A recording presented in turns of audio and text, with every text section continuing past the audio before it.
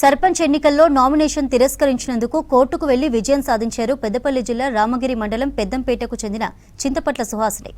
Voter లిస్టులో పేరు లేదని సర్పంచ్ అభ్యర్థిగా సుహాసిని నామినేషన్ను తిరస్కరించారు ఎన్నికల అధికారులు. దీంతో మంతని ఆర్డీఓకు ఆమె దరఖాస్తు చేశారు. ఆర్డీఓ కూడా నామినేషన్ రిజెక్ట్ చేయడంతో హైకోర్టును ఆశ్రయించారు.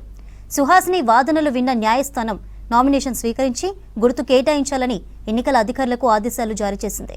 హైకోర్టు ఆదేశాలను అధికారులు అమలు చేయకపోవడంతో మరోసారి కోర్టుకు వెళ్లారు చింతపట్ల సుహాసిని. దీంతో సుహాసిని సర్పంచ్ అభ్యర్థిగా గుర్తు కేటాయించాలని జిల్లా కలెక్టర్ రిటర్నింగ్ అధికారిని ఆదేశించింది న్యాయస్థానం. సుహాసిని గుర్తు కేటాయించి తిరిగి ఎన్నికలు నిర్వహిస్తామని హైకోర్టుకు వివరించారు అధికారులు. నామినేషన్ వేసినాను, నా నామినేషన్ తిరస్కరించినారు. దానికి నేను హైకోర్టుకు పోవడం జరిగింది. హైకోర్టు ఆర్డర్ ఇవ్వడం జరిగింది.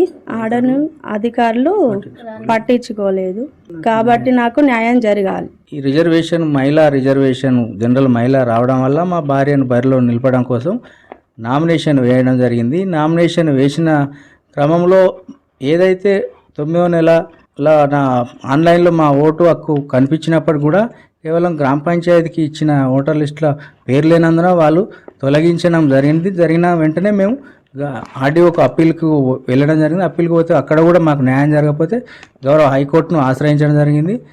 ఆ గౌరవ హైకోర్టులో కూడా మా సీనియర్ అడ్వకేటు అల్లాడి రవీందర్ మరియు బండారి శ్రీకాంత్ అనే అడ్వకేట్ ద్వారా మేము మళ్ళీ కోర్టుకు వస్తే కోర్టు కూడా నిన్న 3వ తారీఖు రోజు మా నామినేషన్ను కన్సిడర్ చేయమని కూడా ఆర్డర్ ఇచ్చినప్పటికీ కూడా మాకు గుర్తులు కేటాయించకుండా నెగ్లెన్సీ చేయడం వల్ల మేము మళ్ళీ నిన్న హైకోర్టును ఆశ్రయిస్తే ఈరోజు మళ్ళీ లంచ్ మోషన్లో కూడా మా సీనియర్ అడ్వకేట్లు కూడా మా తరఫున కొట్లాడడం జరగడం వల్ల ఈ ఎలక్షన్ అనేది ఇది క్లియర్ అయ్యేదాకా మాకు గుర్తు వచ్చేదాకా దాన్ని నామినేషన్లను పెండింగ్ పెట్టుకుంటూ స్టే విధించడం జరిగిందని చెప్పి